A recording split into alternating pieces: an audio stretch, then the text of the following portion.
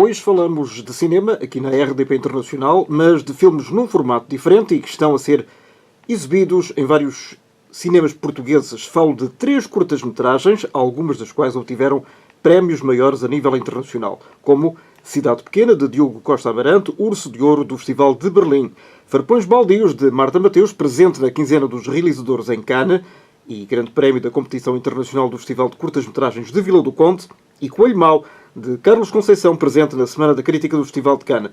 Estes 3 cineastas são meus convidados nesta emissão. Sejam muito bem-vindos. Comecemos pelo prémio atribuído ao Diogo Costa Amarante, em Berlim, em fevereiro deste ano. Diogo, que cidade pequena é esta? No fundo é a cidade onde eu cresci, não é? Eu sou de Oliveira das Meias, mas a verdade é que o filme tem vários espaços que são dos arredores de Oliveira, onde eu costumava muitas vezes ir de férias e de visita, que é Aroca, Valdecambra, a Serra da Freita. Se calhar muito atingidos pelos incêndios este ano. Não muito. Ainda bem, salvaguardados. Pronto, é um bocado isso. E a cidade pequena, o que é que transmite aos espectadores em 19 minutos, não é? Perguntas difíceis. O que é que transmite ao espectador? Bem, acho que aí não devia ser eu a responder, não é? Mas tens que dar a oportunidade também para as pessoas de serem aliciadas a ir ver estes 3 filmes que são exibidos em conjunto, o que é muito raro, se não é a primeira vez, eu não sei se é uma coisa inédita, poderei estar a cometer algum erro, mas é muito raro ter 3 curtas-metragens muito recentes, premiadas ainda por cima, e no teu caso levaste o Urso de Ouro. Eu consigo mais facilmente falar nessa perspectiva, de ver os 3 juntos, que eu acho, aliás já disse antes, que a curta-metragem, quer dizer, não só pelos prémios, é óbvio, especialmente a portuguesa, todos os festivais que o filme depois viajou, não é? Depois do prémio, e encontras sempre um discurso em toda a parte, todo o sítio onde eu vou, acerca em particular da curta-metragem portuguesa. Portanto, eu acho que realmente é uma oportunidade também das pessoas, não sei, de trazer a um circuito comercial algo que até agora teve um bocado fechado ao circuito de festivais, não é? Partir um bocado este estereótipo de que as curtas-metragens só podem ser vistas em determinados eventos. Ou então como complemento de uma longa. Sim, complemento de uma longa, sim. E, portanto, olhar para o formato como ele é, não é? Então, mas isso não pertence aos distribuidores alterar essa situação? Sim, por isso é que acho eu, se correr bem esta iniciativa, pode ser uma porta que se abre para começarmos a olhar mais para as curtas, que viajam imenso, voltamos ao mesmo, as portuguesas, e de fazer chegar ao público. Mas, como disseste muito bem, as curtas são vistas por nichos de mercado, ou seja, por aqueles que frequentam os festivais de cinema, que não são propriamente o grande público. Mais uma razão que eu acho que esta ação é extremamente interessante, porque de repente, não é, nós próprios, ao ver a ação completa, percebe-se que funciona num todo, como uma longa, mas são 3 curtas. E, portanto, é quase uma espécie de teste de como é realmente possível montar um formato longo usando curtas, que, de alguma forma... Então, mas que história é esta, desta cidade? Que história é esta? É baseada numa história que a minha mãe me contou e vivi fora há muito tempo. Verdadeira ou fixa? Verdadeira. Ou seja, vivi muitos anos fora. Estive em Espanha, depois nos Estados Unidos, e quando voltei, normal, a minha irmã está a contar histórias sobre os meus sobrinhos, e aquela em particular, de alguma forma, ressoou mais comigo, porque me fez lembrar também algo que tinha acontecido comigo naquele momento, melhor naquela idade. E pronto, é isso. O meu sobrinho estava na escola, a professora estava a ensinar o corpo humano aos miúdos. As pessoas têm cabeça, tronco e membros, depois há órgãos dentro, e de repente disse, e o coração é muito importante. E claro, os miúdos perguntavam, mas porquê é que está a destacar tanto o coração é mais importante? E ela disse de uma forma um bocado assim, quase naif, porque então, se o coração para as pessoas morrem. Pronto, e os miúdos ficaram, E ela reparou que o meu sobrinho em particular ficou assim um bocadinho abalado com aquela resposta. E, ele tinha quantos anos? Portanto, 6. E a minha irmã disse, eu não sabia nada disto, e de repente tenho medo de acordar à meia-noite a dizer que tem uma dor muito esquisita no peito. Foram ver, não havia nada, estava tudo ok, quer dizer, e um dia falo com a professora na escola e diz, se calhar tem que ver com esta história que aconteceu. Pronto, então achei isso absolutamente comovente, é bonito, não é? De repente, quase uma espécie de manifestação física de uma dor existencial. Mas não aconteceu nada. Não, nada. Portanto, o miúdo simplesmente ficou abalado com, lá está, tomada de consciência. E E eu achei Ele, naquele dia em que recebeu essa informação, passou a ser um bocadinho mais introspectivo. e precocemente adulto ou não? Eu acho que começa aí um nível de introspeção, não é? De repente o miúdo começou a ficar mais melancólico do que era normal. E, portanto, é de facto assim uma grande transição quando de repente começamos a perceber espera lá, isto é limitado no tempo, então se calhar eu próprio tenho que ser uma personagem nesta história que um dia vai acabar, começa-se a construir, muda, não é? Perde-se um bocado aquela inocência espontânea de estar num patamar assim meio de ligação visceral com a mãe, em que o tempo quase não é infinito, as coisas acontecem, somos alimentados, não há aquela projeção, o que é que eu vou ser, não vou ser, o que é que isto não é. E, portanto, não sei, achei lindíssimo, é mesmo um momento muito grande. O que é que o júri do Festival de Berlim viu neste filme para premiar? Quais foram as justificações apresentadas? Porque geralmente tem que se dar uma justificação para o prémio, ainda por cima, para o grande prémio da curta-metragem. Sim. Eles falaram... já não me lembro bem do texto específico, mas nós a seguir à entrega de prémios tivemos um jantar, não sei o quê, e na verdade não houve assim uma justificação para além. Disseram assim, olha, foi unânime, vimos o teu filme, tocou-nos aos três. Pronto, acho que nestas coisas não havia ali uma justificação maior que dar. Foi mesmo, olha, foi o único que aos três tocou de igual forma. Curiosamente, há muita gente que acha que, por exemplo, uma boa curta-metragem dá uma má longa-metragem e vice-versa. É preciso ter a noção de contar uma história em 20, 25, 30 minutos. Por vezes é mais difícil do que em 3 horas ou 2 horas e meia. Honestamente, eu sou daqueles que acredita que não existe fórmulas nem regras de que uma curta é um convite para um cartão de visita para a longa, ou uma curta não pode dar em longa. Eu conheço casos, quer dizer, nós que viajamos e que temos amigos que fazem cinema, que transformaram curtas em longas fabulosas. Pessoas que transformam curtas em longas não funcionam. Pessoas que só querem fazer curtas, pessoas que fazem curtas e longas. Portanto, acho que é assim um discurso um bocado meio assim académico e desnecessário, dizer a curta é isto ou é aquilo. Não. Pode ser sim um passo para uma longa, pode não ser.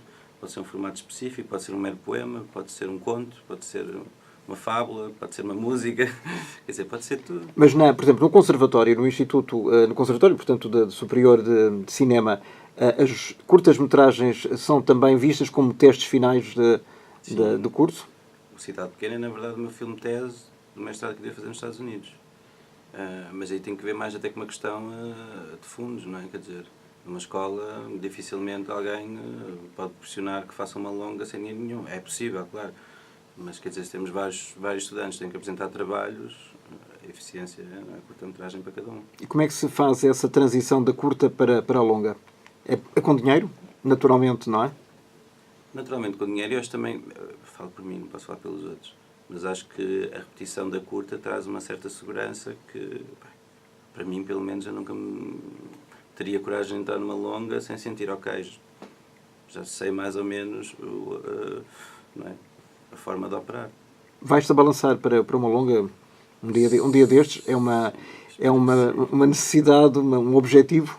Sim, ou seja, acabei agora de escrever, em princípio, vamos ver. Escrever a longa? Sim. Para o próximo ano, isso? Sim, portanto a ideia é concorrer o próximo ano. E o prémio pode ajudar? Espero que sim. Portanto, apresentas isso como um grande trunfo. Espero que sim, vamos ver. Já não é mau. Marta, muito bem-vinda à RDP Internacional. Este programa, genericamente intitulado Novas Curtas-Metragens, traz realmente filmes muito diferentes. Estes farpões, é farpões ou farpões? Farpões. Farpões baldios. Ele é um filme que nos leva até ao século XIX, pelo menos o início desta história no Alentejo. Também como esta cidade do Diogo é uma história verdadeira? Ou não?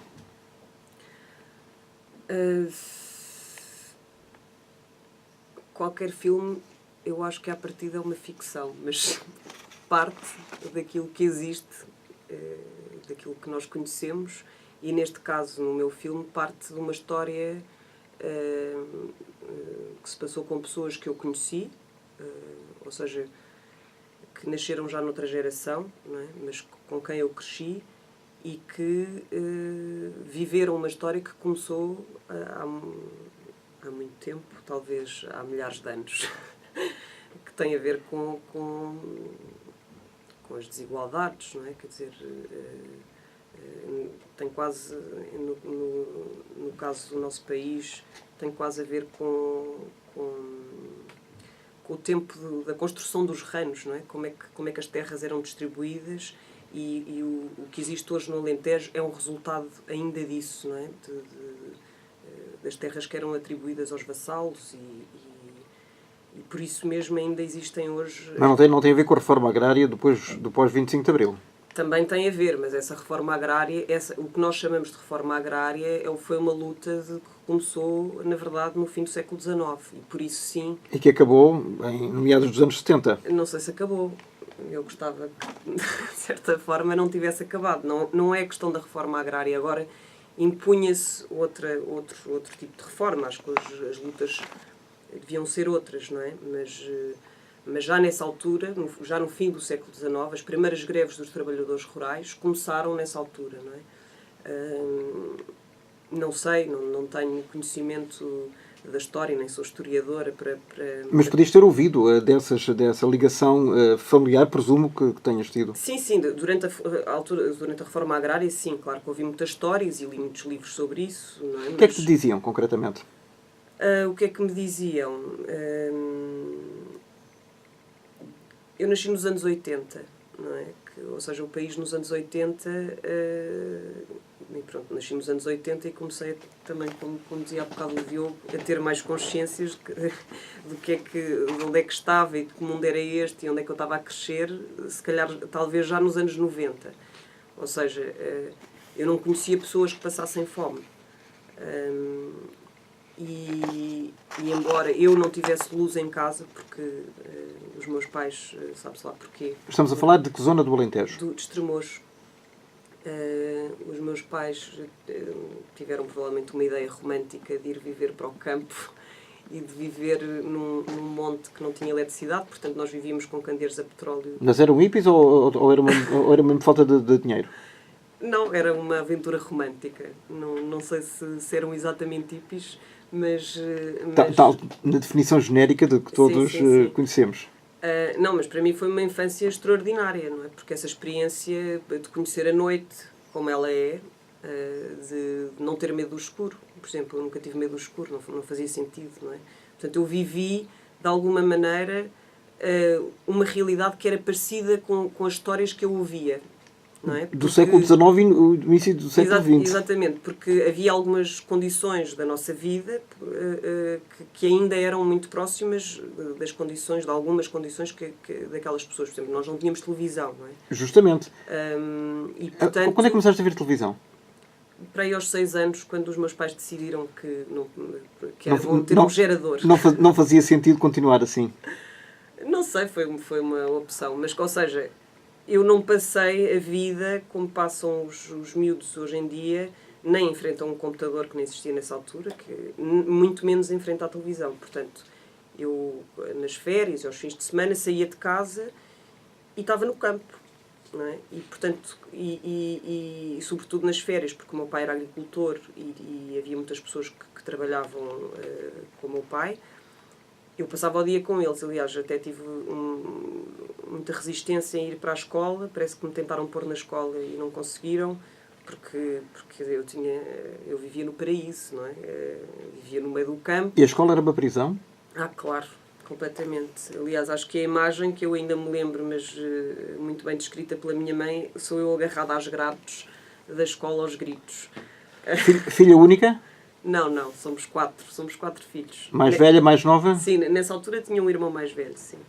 Mas, portanto, nós passávamos o dia, eu passava o dia com as pessoas que trabalhavam os campos e, portanto, sei que vi plantar, vi colher, vi tratar a terra. E com eles, ao longo do dia, eu muitas vezes tinha uma enxada pequenina e achava que trabalhava imenso. Então ia com eles, cavava um bocadinho, depois dizia, isto é um bocado duro. Mas passava o dia com eles e eles iam-me contando como é que era a vida quando eles eram crianças. Não é? E depois, a partir do momento... Que era muito parecida. Sem luz? Sim, sem luz. Sem escola, eventualmente? Sim, quase todos sem escola. E portanto, no momento em que eu fui para a escola e comecei a perceber como é que também depois tinha amigos que tinham luz, não é? Que era absolutamente comum nessa altura, e ficava assim a olhar bem, são 9 da noite e há uma luz tão branca. Mas percebi que mas nessa altura ninguém, quer dizer, já não havia fome, não é? Estamos a falar de uma realidade absolutamente diferente, porque a maioria das pessoas no Alentejo, de gerações anteriores, passou muita fome, não é?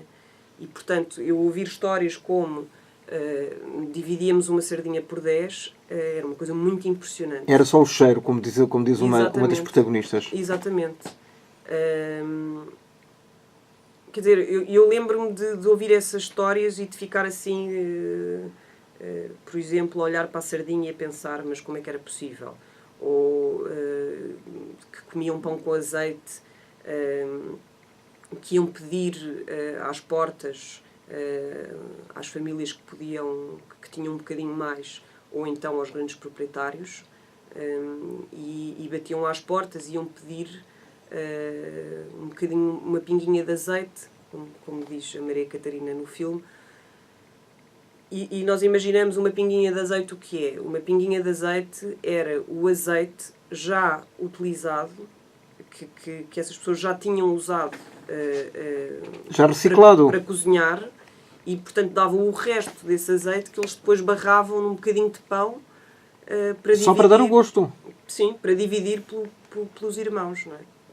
E portanto essas histórias impressionaram-me muito e ao mesmo tempo que eu fui criando uma noção do espaço, não é? Porque o espaço em que eu vivia é muito diferente do espaço da cidade, ou seja, eu vivia, para já a paisagem alentejana tem uma particularidade muito diferente da do norte, em que nós estamos sempre quase que às vezes nos sentimos isolados numa ilha. Nem que fosse a cidade pequena ali do Diogo. Sim, e muito menos do norte. Porque há sempre montanhas e eu, por exemplo, agora estive em Trás-os-Montes e pensava, esta paisagem é lindíssima, mas eu não sou daqui. Eu sou de um outro planeta. Eu sou da planície e isso, essa visão da paisagem está profundamente intrincada no meu pensamento. Ou seja, eu saía de casa e nós víamos a paisagem nunca mais acabava. Era um mar que não encontrava obstáculos, não é? Era um horizonte sem fim. E isso, quer dizer, essa noção de liberdade de nós sairmos de casa e podermos correr pelos campos, porque não havia nem carros... Pelo infinito, basicamente. Pelo infinito, não é? Quer dizer, nós sabíamos que não... Aliás, tínhamos uma noção muito natural do tempo. Eu lembro-me perfeitamente de saber ler o sol, perceber quando é que horas eram e voltava para casa como as galinhas, completamente. Quando o sol começava a baixar, eu aproximava-me. Olha, para uma cineasta e que faz um belíssimo filme, qual foi a tua relação com a televisão a partir dos 6 anos? Para já, a minha relação com a televisão, a partir dos 6 anos... Presumo que tenha sido uma coisa estranha. Tinha um horário que era ao sábado de manhã, porque de resto nós não víamos televisão e íamos acordar a minha mãe para ligar o gerador para podermos ver televisão. Pronto, claro que a televisão é uma descoberta e naquela altura, pronto, estavam os desenhos animados de manhã e não sei o quê, mas eu muitas vezes penso que, claro, que fazer cinema vem de ver muitos filmes, mas eu só consigo pensar em fazer filmes que tenham por a fonte vem sempre dessa paisagem e da minha experiência, que não tem nada a ver essa é a matriz. Sim, que não tem nada a ver com a instrução, com as imagens e os sons, tem a ver com outras coisas, tem a ver, talvez se calhar por isso, muito mais com a memória e a maneira como a memória se organiza. Mas a memória também às vezes nos atraiçoa. Eu acho que isso é uma riqueza e é a partir dessa riqueza que me interessa trabalhar. E foi a partir disso que construíste este filme, que não tem efetivamente atores profissionais, porque são eles próprios os protagonistas da história, que se retratam a si próprios. Sim, para já porque não me fazia sentido, por vários motivos, trabalhar com atores nesta história, não é? Quer dizer, por vários motivos, um deles é o facto de, quer dizer, fazer uma história destas no Alentejo com atores de Lisboa seria... Impensável. Irreal. Não, era impossível. E depois porque o que me interessava, sobretudo, era dar-lhes voz. Dá-lhes tempo de antena, basicamente. Sim, e, portanto, o que eu fiz no fundo, e eu acho que o filme, penso eu agora, talvez mais conscientemente, a narrativa, a gramática que eu trabalhei neste filme tem a ver com os movimentos e as dinâmicas da memória e a forma como nós nos encontramos com a paisagem e com os outros, naqueles ritmos e porque esta história, a história aqui com H maior, não é? Que é a história do nosso país, o que me interessava sobretudo nesta história é a história pessoal daquelas pessoas, a implicação que essas dificuldades tiveram na vida, na relação com os outros, daquelas pessoas, né? E isto de um ponto de vista do coração e da vida humana, na sua... Globalidade. Sim. Essa memória de que falas e que tem muito a ver também com a animação, com os desenhos animados que então vias aos sábados de manhã, isso tem a ver também, anos mais tarde, teres vindo à fonte, ou seja, à RTP, que era a única televisão da altura, fazer dobragens para desenhos animados? Sim, os meus... Isso era um regresso à infância. Sim, quer dizer, os desenhos animados são sempre um regresso à infância para qualquer adulto, não é? Que viveu, pelo menos os mais velhos, o aparecimento dos desenhos animados. Mas sim, tive essa experiência aqui na RTP e que gostei muito porque... Já agora, que personagem é que era e em que série? Era só um episódio, não era um episódio, era um filme. Eu não me lembro bem como é que se chamava, era... Português? Aventuras de Jack, uma coisa assim. E eu fazia de raposa. Pronto, porque eu também eu estudei teatro e estudei música e, portanto, a minha relação com a voz hoje em dia já não é tão... Quer dizer, o meu trabalho não tem a ver com isso, mas quem fez uma vez pode fazer duas ou três. Sim, eu adorava fazer é um convite. Adorava voltar a fazer desenhos animados. Pelo menos as dobragens. Diogo, qual é a tua relação com o cinema? Ainda por cima, convidaste a tua própria família para protagonizar esta cidade pequena. A pergunta é porquê a família? Não. Primeiro, a relação com o cinema. De onde é que nasceu? Sim. A minha... Assim, eu estudei Direito antes de portanto, entrar no mundo do cinema. Portanto, eu acho que primeiro começa como mero espectador, depois como apaixonado pelo meio, depois com uma oportunidade de o estudar, depois dentro desta oportunidade de estudar, de o fazer. E, portanto, foi acontecendo gradualmente. A questão da família foi porque, portanto, eu acabei o curso nos Estados Unidos e quando voltei faltava um filme tese, que portanto, não podia fechar o mestrado sem isso. E foi a mistura de ter ouvido aquela história com a obrigação de que tinha no máximo X meses para apresentar um filme e perguntar-lhes, vocês estariam disponíveis para fazer um filme com vocês? Sim, pronto, e assim começou. Pagaste cachê? Não houve qualquer tipo de financiamento para este filme, zero. Por parte nem da família, nem de outras entidades. Como é que é nos Estados Unidos, já agora? Que experiência que tu recolheste lá, que é tão diferente da nossa, seguramente? Sim, posso falar pela minha própria experiência, que para mim foi extremamente importante, mas lá está, eu não tenho tempo de comparação, nunca estudei cinema cá. Estudei em Barcelona e depois nos Estados Unidos. O que eu gostei mais lá é que é muito focado na prática, ou seja, o curso que eu fiz foi 3 anos. Eu devo ter trabalhado à vontade 30 e tal filmes. portanto é uma experiência muito rica. Mas em 30 e tal filmes, não fiz. Sim, não mesmo, estou a dizer, não, ou seja, aquilo acredita muito na formação múltipla em termos técnicos, ou seja, hoje faço som para esta pessoa, amanhã monto para esta pessoa, amanhã faço assistência de realização para esta pessoa, amanhã faço fotografia. Ou seja, de tudo um pouco, é importantíssimo, é importante. Sim, e depois aqui no meio disto tudo, cada pessoa começa a ter uma espécie de reputação dentro de uma área. E depois no terceiro ano já se começa só a chamar para fazer X. E assim as pessoas começam a canalizar, de facto, uma carreira técnica profissional, não é? E que histórias é que eles contam? Que histórias? É que eles contam, por exemplo, em curtas-metragens. Que os americanos, eles contam também histórias baseadas nas suas próprias experiências, histórias muito pessoais dos seus autores. Primeiro, o meu curso é extremamente internacional, portanto havia menos americanos na verdade do que pessoas... Eu pergunto americanos porque foi nos Estados Unidos. Ok, sim. Não, a única diferença que eu sinto sim é que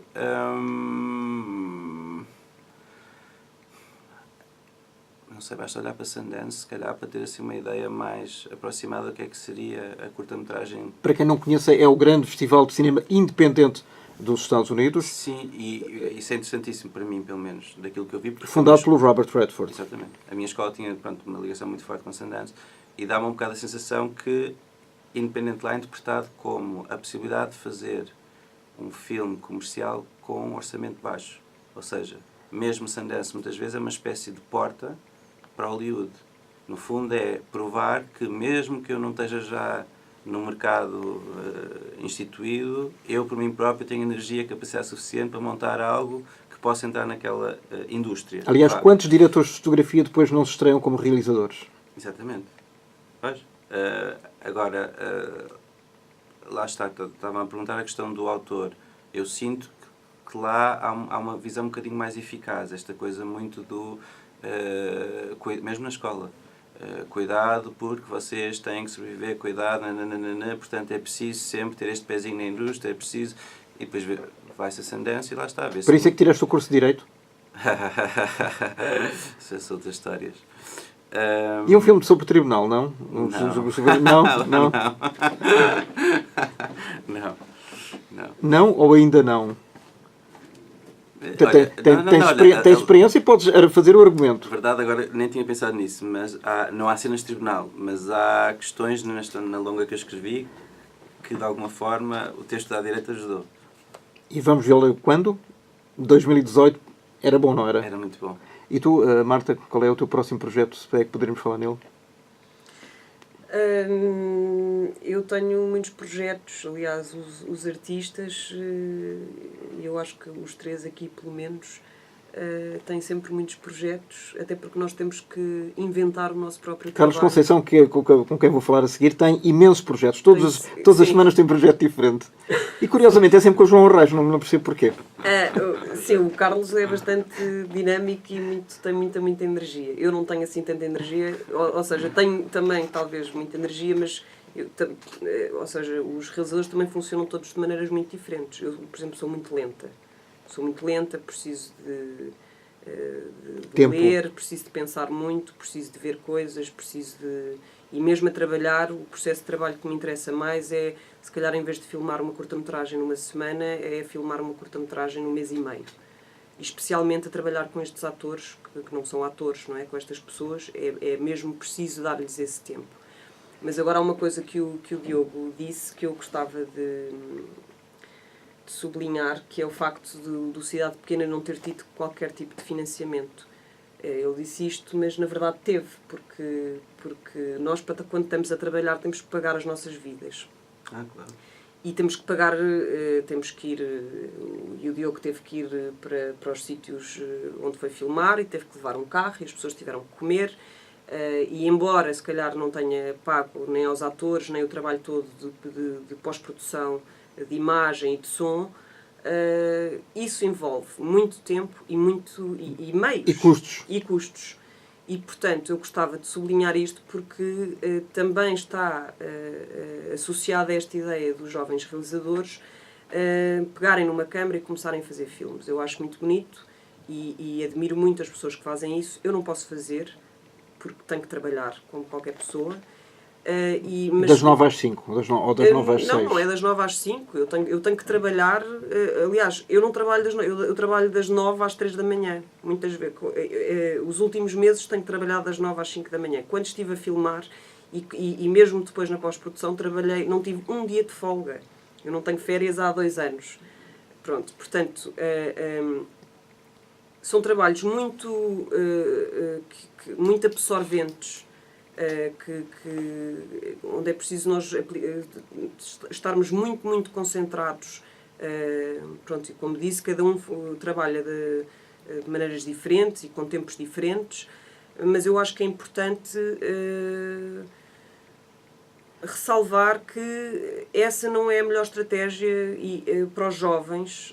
Quer dizer, quem pode fazer que o faça, claramente. Eu faria se fosse a única possibilidade, e se tivesse essa possibilidade talvez o fizesse, mas as pessoas que pensam que essa é a melhor maneira de fazer e que aconselham os jovens a fazer, eu aconselho essas pessoas, que normalmente são os mais velhos, a fazerem também. É um conselho que aqui fica da Marta Mateus, a quem eu agradeço muito, e também ao Diogo terem participado nesta emissão da RDP Internacional, e sobretudo quem eu ouvir e vir os filmes a seguir, se calhar aqui na própria RTP, um dia mais tarde serão projetados, poderão entender as dificuldades e poderão compreender melhor estas 2 longas-metragens para rematar. Desculpe, queria só dizer uma coisa. Pronto, queria agradecer muito à Amidas Filmes esta iniciativa, que parte, que é uma aventura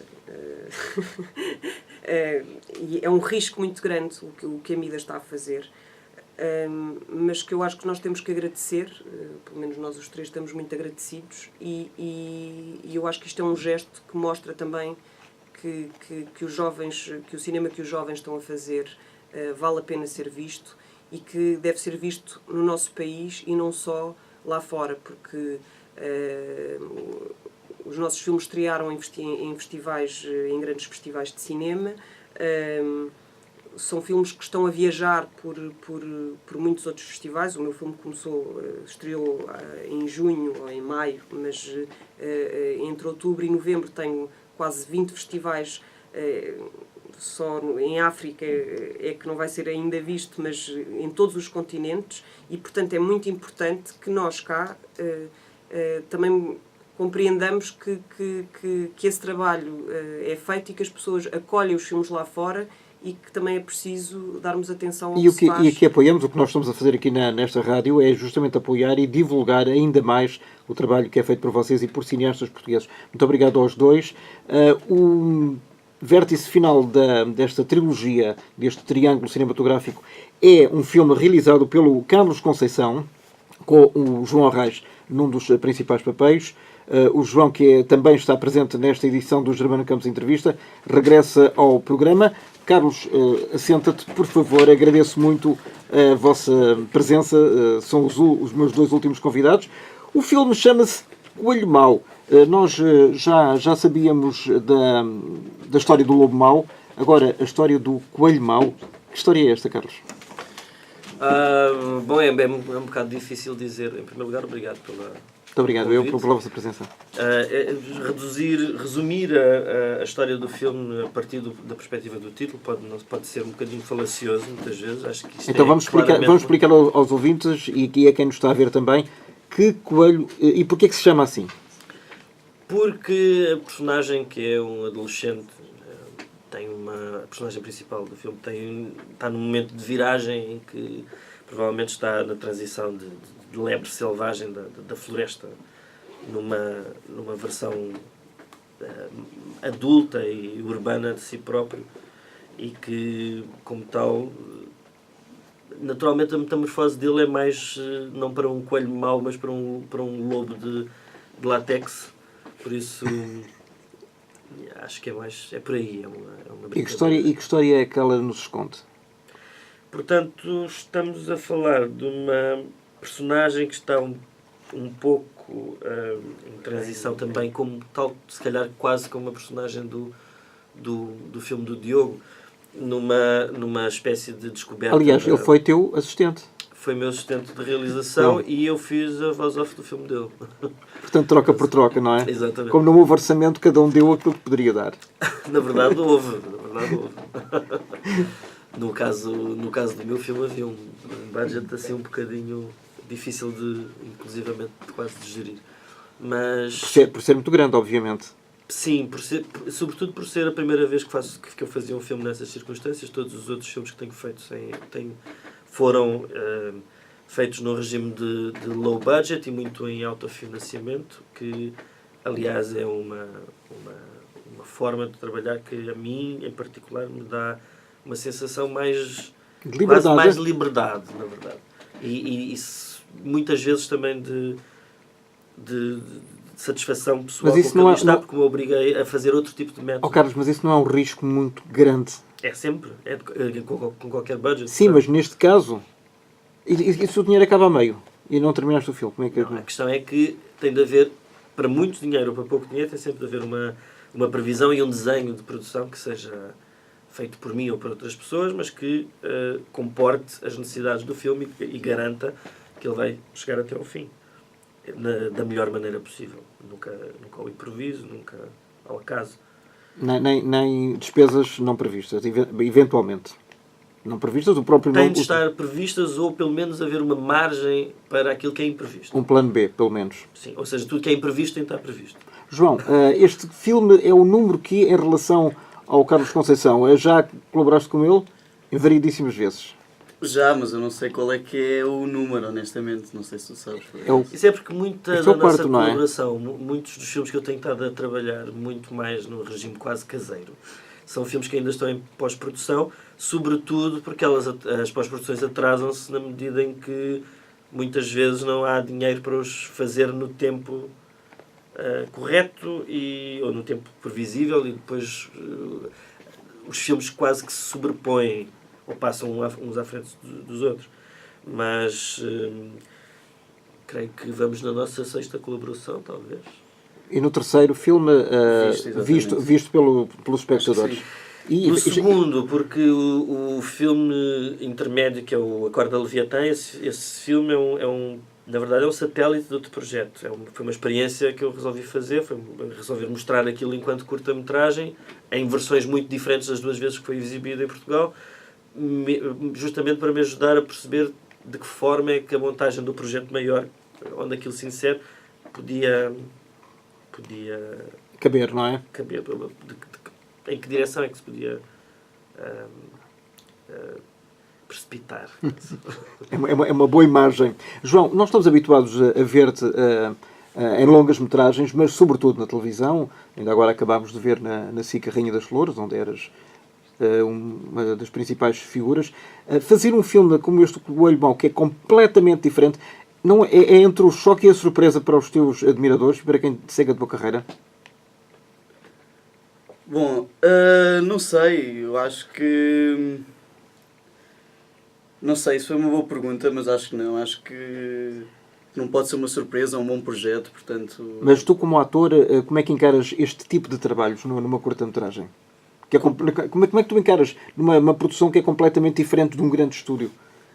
Pá, eu acho que estou mais que habituado a trabalhar com o Carlos, mesmo que não seja num grande estúdio, mesmo que seja até projetos caseiros, como eu estava a dizer. Portanto, eu estou habituado a trabalhar nessas assim, e eu adoro trabalhar assim. E não sei, às vezes dá-nos liberdade o facto de não termos, se calhar, algumas pressões de dinheiro e de produtores assim, e de orçamentos e de datas, dá-nos alguma liberdade para nós criarmos alguma coisa, e o Carlos dá-me essa liberdade.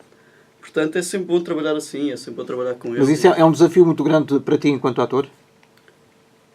Epá, eu acho que sim, eu acho que é um desafio e é aquilo que também nos mantém um bocadinho motivados e sempre a querer fazer mais, é o desafio e o facto de nós podemos sempre fazer coisas melhores e mais bonitas, pelo menos eu acho que falo por mim. O Diogo há pouco dizia-me que ele é formado em Direito, portanto há aqui demos um plano B para a vida, para o caso de o cinema não dar propriamente os frutos todos que se desejam. É pá, acha bem que não.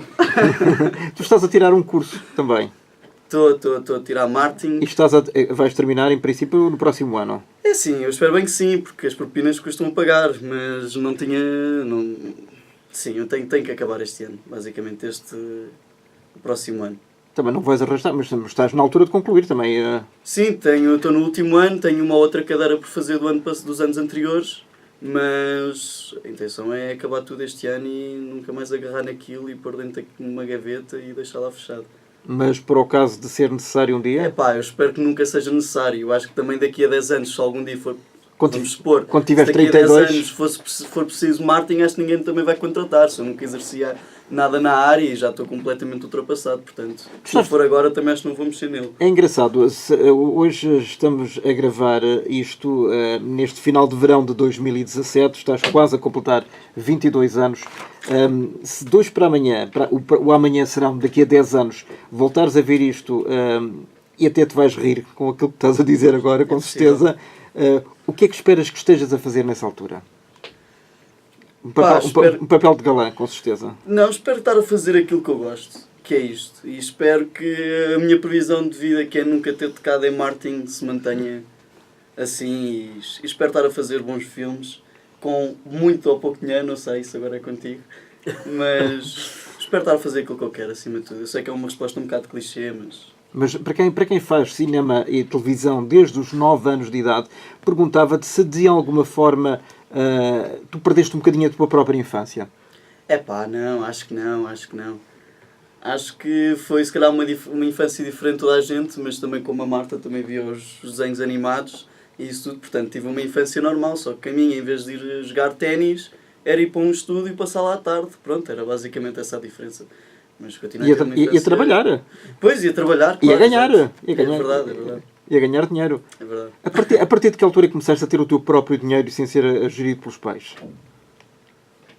Presumo que tenha sido assim. Pois, eu acho que sempre foi assim, não, estou a brincar. Como assim? Quando é que eu comecei a tratar das minhas contas? Exatamente. Eu presumo que com 9 anos não tinham de dar o dinheiro todo para ti. Não, claro que não. Davam aos pais, não é? Foi a partir dos 18? Talvez um bocadinho menos, mas não sei. A minha mãe é a minha mãe e a minha mãe está aqui e é a pessoa que eu ouço mais. Portanto, eu ainda hoje sempre preciso dela, até mesmo em coisas de dinheiro falo sempre com ela. Portanto, eu acho que ainda não estou completamente dependente dela e não sei. Portanto, acho que ainda vai faltar um bocadinho até estar completamente cortado, mas sim... O cordão umbilical? Sim, acho que sim, mas sim, que eu tenho, sou eu que organizo o meu dinheiro e que trato dele e isso tudo, portanto, é chill. Carlos, eu fazia a mesma pergunta que fiz ao Diogo e à Marta. De onde é que veio o teu interesse pelo cinema? Em primeiro lugar, eu estava a ouvir a Marta há pouco e estava a pensar uma coisa que eu e ela nunca falámos e que me ajudou agora a perceber as semelhanças e a forma como, se calhar, estes filmes comunicam ainda mais uns com os outros, por várias razões. Eu também sou de uma cidade pequena, entre aspas, uma cidade que atualmente tem 2 milhões de habitantes, mas uma cidade que quando eu saí de lá, ela tinha 750 Estamos a falar de? Lubango, em Angola. Em Angola. Sim. Aliás, onde já filmaste? Onde tenho estado a desenvolver projetos, lá está, cada vez mais pessoais também, e isso é uma coisa que também tem a ver com a minha colaboração com o João. Eu tenho uma tendência muito recorrente para me espelhar nele, para me ver a mim próprio nele, para além dele, obviamente, das capacidades dele como ator, mas também da forma como ele parece também habitar os universos que me interessam construir. Mas lá está, são filmes que partem mais de dentro de mim do que, por exemplo, as minhas primeiras 3 curtas-metragens e que, progressivamente, o Coelho Mau é uma peça nesse percurso, mas progressivamente foram se tornando mais quase autobiográficos, já mesmo concretamente na cidade em que eu cresci, coisas assim. Enquanto antes, por exemplo, no caso do Coelho Mau, as coisas estão... O que é pessoal está mais no domínio da alegoria, digamos. Mas estava a falar do que a Marta tinha dito. Eu, na cidade em que cresci, portanto, nos anos 80, também só para aí com 6 anos é que passou a haver televisão no Lubango. A televisão em Angola era só em Luanda, é um país demasiado grande para a força das antenas chegarem ao sul. Portanto, só em Luanda é que havia televisão e quando abriram a televisão no Lubango eu já tinha 6 anos. E ela abria às 6 da tarde e fechava às 8 da noite, ou coisa assim do género. E a principal atração era a novela Roque Santeiro, que passava a partir de de cassetes que vinham de Luanda, que passavam para aí com um mês e meio de atraso em relação aos episódios de Luanda. Portanto, havia rumores sobre pessoas que tinham estado em Luanda que sabiam o que é que tinha acontecido nos últimos episódios e que o professor Astromar Junqueira realmente era lobisomem, coisas desse género. Era o spoiler mesmo, como hoje se diz. Sim, e não posso mentir, tenho mesmo de dizer que esse tipo de relação com a ficção que se estabeleceu nessa altura, em particular com esse género de formato, foi uma coisa que me marcou muito mesmo, até hoje. Ao mesmo tempo, pouco tempo depois passou a haver em minha casa um aparelho de vídeo. Atenção, também estamos a falar de uma altura em que eu vivia em casa da minha avó e em que também não havia energia elétrica contínua, porque em Angola sempre houve este problema das barragens e da eletricidade ir abaixo. Portanto, tínhamos muitas vezes esta coisa de passar noites inteiras com candeeiros de petróleo e com velas e coisas desse género, que associadas associada às histórias antigas que a minha avó contava, me deu a sensação quase de ter vivido várias épocas diferentes e de se calhar ter conhecido histórias de antes da guerra colonial, se calhar por ouvir as narrativas e perceber exatamente qual era a atmosfera da época. Já lá filmaste no Lubango outra vez ou não? Não, filmei no Lubango essencialmente uma vez, filmei mais vezes, foi no Namibe, não é? Que é a cidade vizinha, litoral. No Lubango tenho um projeto filmado em película. Por isso é que eu estava a dizer que tu tens muitos projetos e praticamente eu estava a ironizar naturalmente, mas todas as semanas tu és um viveiro de projetos. Mais ou menos, não é bem assim, mas era bom que fosse, mas não é bem assim. Digamos que eu ando a teimar nisto há vários anos e como me invento o meu próprio trabalho para me manter ativo e para ter, se não me tivesse mandado de cabeça para fazer as minhas primeiras curtas em sistema autofinanciado e com a ajuda dos amigos, hoje não estava aqui, não existia Coelho Mau. E estavas a fazer o quê? Muito provavelmente continuava a tentar, mas se estivesse agarrado a uma ideia de vamos lá ver se um dia eu vou conseguir ter as condições básicas para fazer um filme. Se eu estivesse a pensar dessa forma, ainda agora estaria. João, há muitos colegas teus que são grandes atores também, o Diogo Morgado ou o Afonso Pimentel, que já se abalançaram a fazer curtas ou longas metragens. É alguma coisa que tu um dia gostarias também de tentar fazer? O quê? Realizar? Não. Realizar? Não. Honestamente, deixo isso com vocês os três. Não tenho interesse nenhum. Gostava de poder conseguir fazer o trabalho deles, mas acho que isso... Mas estiveste no conservatório. Ele chegou a ir para a escola de cinema. Sim, mas não... Pronto, eu prefiro mas optou pelo Martin. Quer dizer, não optei bem, então foi quase imposição da escola. Mas... Da escola da vida ou da escola de cinema? Da escola de cinema, acho que é... Imposição que é a tua saída? A minha saída, sim. Eu percebo. É uma revelação. Não sei, tu não andaste lá? Não. Pronto, então acho que só tu é que percebes. Só eu é que andei na escola de cinema, cinema, no fundo. As escolas são sempre um problema. Muito grande, muito grande. Isso dávamos para uma outra discussão. Exato. Mas respondendo à tua pergunta, não. Prefiro estar à frente da câmara do que estar atrás da câmara. Acho que isso... E que sonhas fazer, para rematar, sonhas fazer que papel? Gostavas de fazer o quê, concretamente assim? Gostava de fazer de super-herói. Pronto, eu já disse isto várias vezes e poderá estar para breve, de certa forma. De certa forma. Mas contenta-te por enquanto a fazer este Coelho Mau, que já não... E fazes muito bem. Obrigado.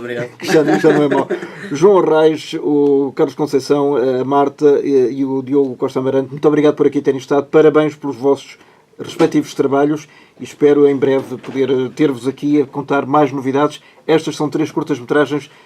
Escutem bem aquilo que estes disseram, estes 3 realizadores, e percebam melhor o que é fazer cinema em Portugal. Até à próxima. Muito obrigada.